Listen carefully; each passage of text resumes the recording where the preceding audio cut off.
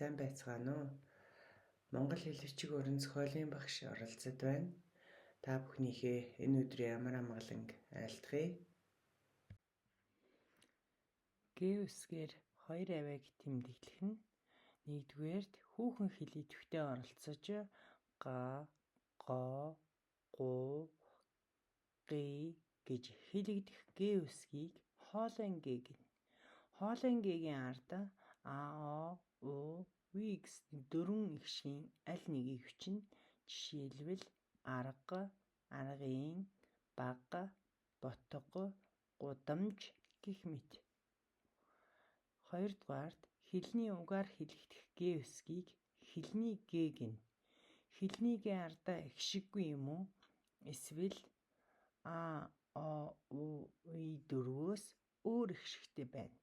Жишээлбэл аймаг, нутаг, хөрөнгө, цэнгэл, цэцэг, гүйцэтгэх. Хэлний гэвсгийн ард залгуур залгахад а, о, у эгшиг орох боловч хэлний гээ хിവэрэ байна. Жишээлбэл хамгаас, тооцгоор, тугууд, аймграх, омгорху гэх мэт үгийг хэлэхдээ хэлний гээ хിവэрн хэлнэ. Энэ үсгээр хоёр авийг тэмдэглэдэг. Хэлний үзүүр хатуу тагнаад хурш хилэгдэх энэ авийг хэлний үзүүрийн н гэж хэлнэ. Хэлний үзүүрийн н хойно эгшиг юм уу? Зөөлний тэмдэгтэй байдаг. Жишээлбэл чанар, үнэг, чон, явна, нум, нүмер, онс, тань гэх мэт үгэнд орсон хэлний үзүүрийн н аваа байна. Харин хэлний үзүүр хатуу тагнаад хүрэхгүй хэлэгдэх энэ үсгийг хэлний үгийн н гэж хэлнэ. Хэлний үгийн энэ ардаа эгшиггүй байна. Жишээлбэл ганган, онгоц, сан, байшин, лувсан, сүрэн гэх мэт үгэнд орсон н хэлний үгийн энэ үсэг юм. Зарим үгийн эцсийн хэлний үзүүрийн энэ аваа халах аялгаунд хэлний үгийн энэ болж хэлэгддэг бөгөөд залгуур залгахад хэлний үзүүрийн энэ болох нь тодорхой болно. Жишээлбэл мэргэн гэхэд хэлний үгээр хэлэгдэж байгаа боловч залгуур залгахаар мэргнээр хэлний үзүүрийн энэ аваагаар хэлэгдэнэ.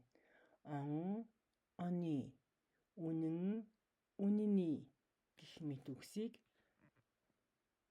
хэлэхэд хэлний үзүүрийн энэ аваагаар хэлэгдэнэ.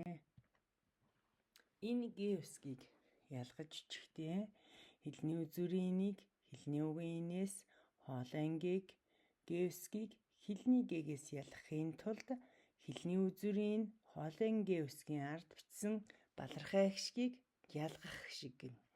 Жишээлбэл хан, бага, он, торго, үн, онгоц, өнөр,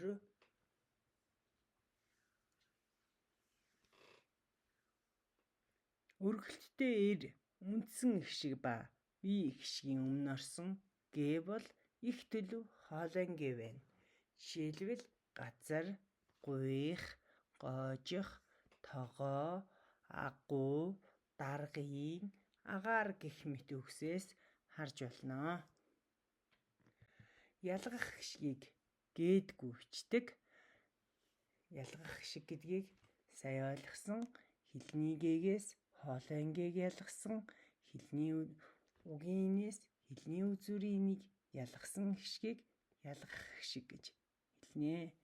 Монгол хэлний энэ үсгийг хоёрын янзаар, гэвсгийг хоёрын янзаар бичиж тэмдэглэдэг, дууддаг бахнэ.